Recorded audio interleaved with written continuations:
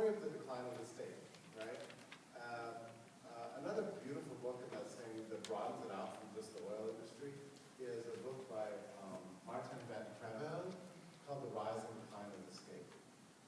I highly recommend it because it's a complete history of Leviathan from the invention of the nation state and basically the 16th century up to the late 1980s. And he's an Israeli historian, a very amazing guy. And he believed that the height of state power was basically realized in about 1947. It's been nothing but decline ever since. I know that sounds crazy. You're like, what? That's totally wrong. No, he'll convince you. It's quite extraordinary. I mean, 1947 was a year in which, big shots matched reformulated the monetary system, redraw the maps of Europe, push buttons and wipe out whole civilizations, and they were really riding high and feeling pretty good about themselves. And it's been a long slide downhill ever since. The ascendance of the private sector and the market economy and everything, and liberalism generally has been astounding. This is not what they planned. But we've outsmarted it. We've outsmarted it in so many ways. And now they are suffering every way. It's lovely to see. All right, what else? I think we have like 10 seconds left. Go.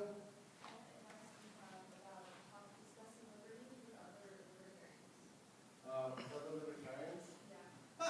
That's really hard, right?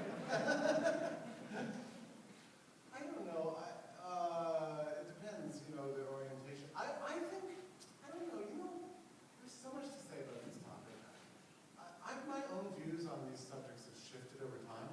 I think it's really important for libertarians to exhibit in their lives a certain openness, not as sort of know-it-allism, but to be open to continued refinements.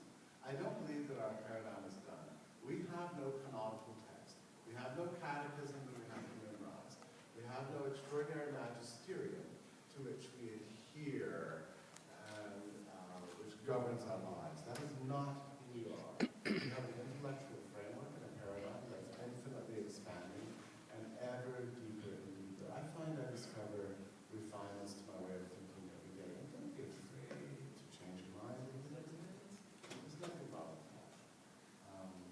So when I talk to other libertarians, I just generally try to, if there's I wrote an essay about a year ago now called Against Libertarian Legalism. You probably heard of it. It was a very controversial essay. I didn't intend it to be. I meant it to be just a thought experiment. It was explosion afterwards. But I do worry about dogmatism and that sort of intellectual arrogance that kind of afflicts the libertarian world. I think we should be exactly the opposite. Freedom is a system of open inquiry more than anything else. And so when I talk to libertarians, I like to do my best to expand out the range of thinking. The other thing, I'll go back to the theme I began with at the beginning of this talk, which is that liberty is not just about politics. It may not be about politics at all.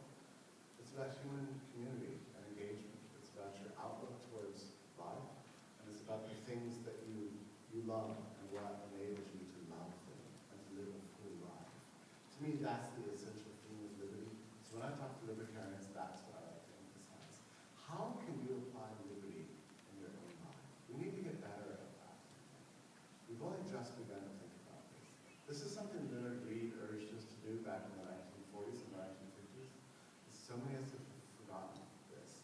Liberty is very personal, and we have to personalize it. We have to mean something to people in their own lives, or we don't really matter. But thank you so much for listening today.